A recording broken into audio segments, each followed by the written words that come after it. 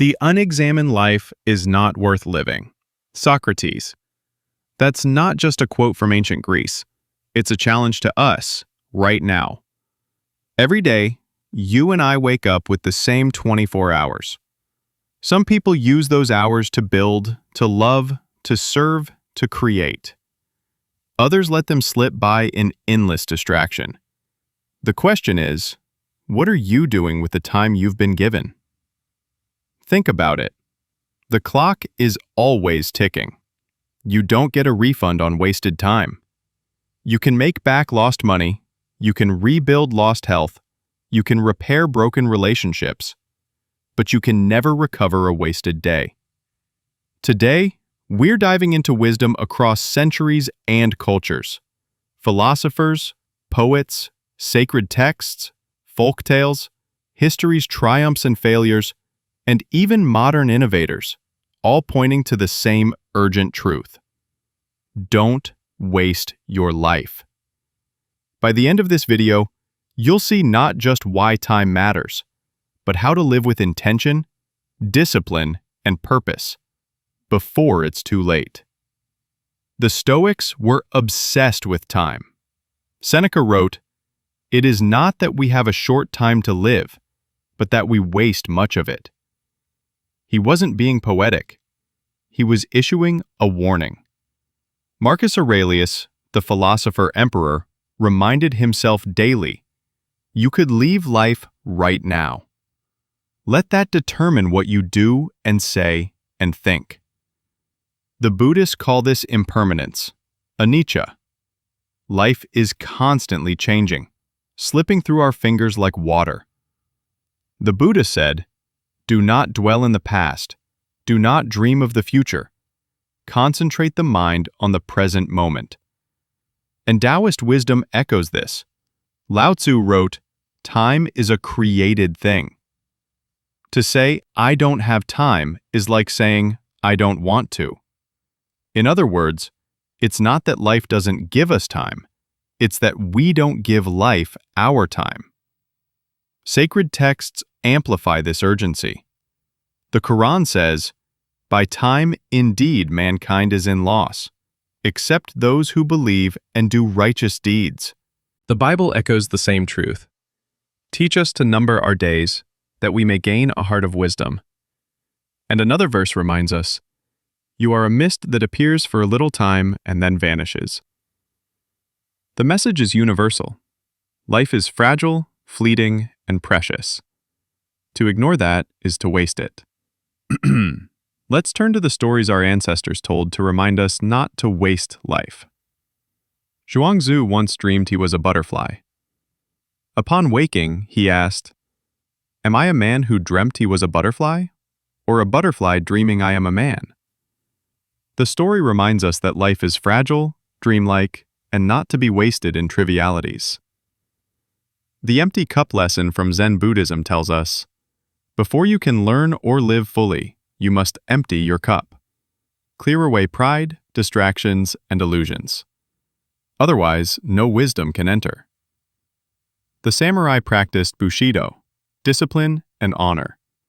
They knew that each day could be their last, so they lived with vigilance and purpose. Cherry blossoms, with their short bloom, became a national symbol of impermanence. Beauty is brief, and so is life. From the Jataka Tales. A story tells of a monkey who spent so much time trying to drink water from the moon's reflection in a well that he fell in and drowned. The lesson? Don't chase illusions. Use your time for what is real. Rumi wrote, try to accept the changing seasons of your soul, even if you've never felt them before. Don't get lost in the weeds of yesterday. He reminded us that wasting life is often clinging to what is already gone. There's an African proverb, when there is no enemy within, the enemies outside cannot hurt you. Wasting life often starts from within.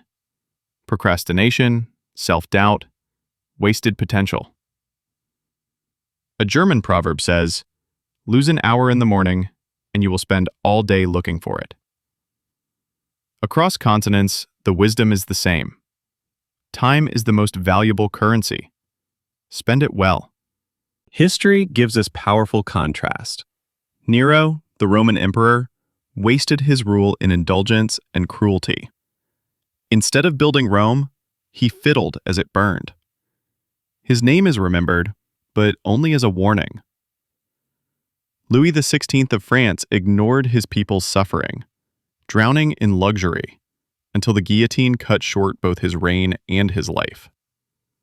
Wasted power, wasted opportunities. Contrast them with Gandhi, who lived simply but changed an empire through nonviolent resistance. He understood that life's value lies in service, not indulgence. Nelson Mandela spent 27 years in prison, yet never wasted his spirit. When freed, he used his life to dismantle apartheid and inspire millions.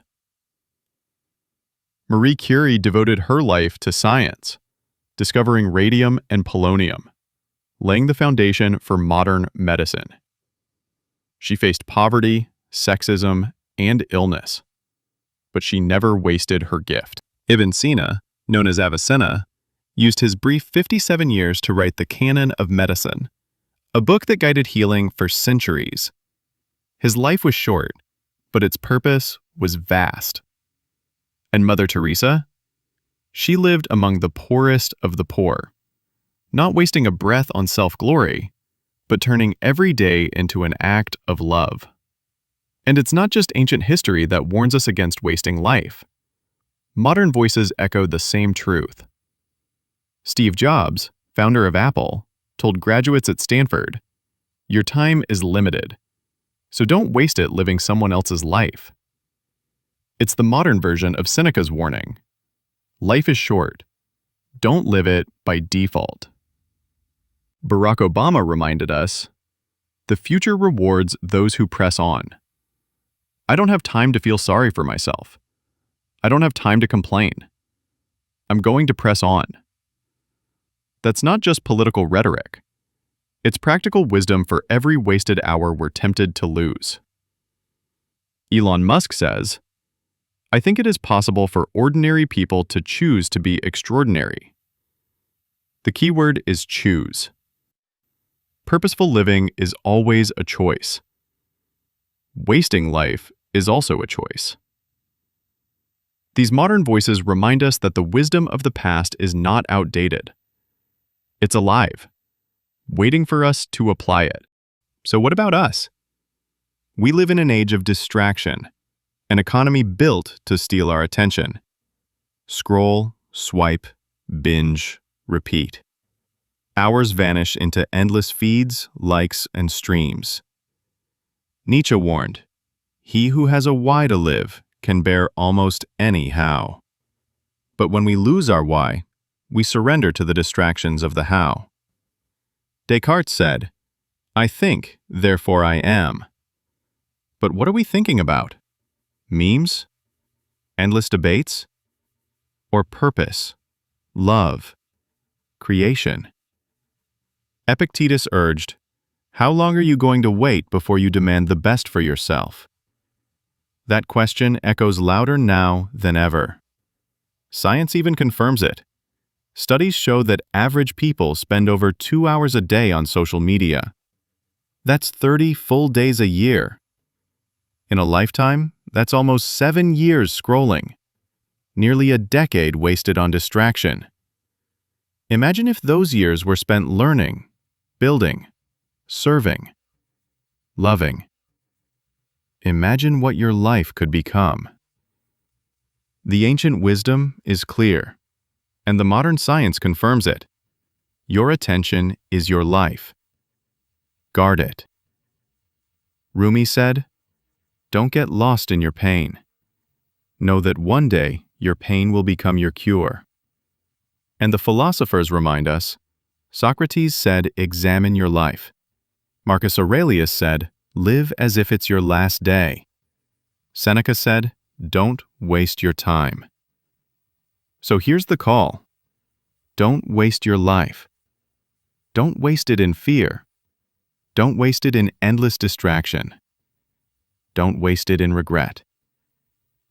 Live it in love. Live it in service. Live it in creation. Live it in courage. Because one day, your final hour will come. And in that moment, you'll ask, did I waste it? Or did I live it? The answer is written not in words, but in how you spend your days. So today, right now, not tomorrow, not someday, choose to live fully, to wake up, to love deeply, to work with purpose, to create meaning. Life is short. Time is precious. Don't waste it. Live it fully today.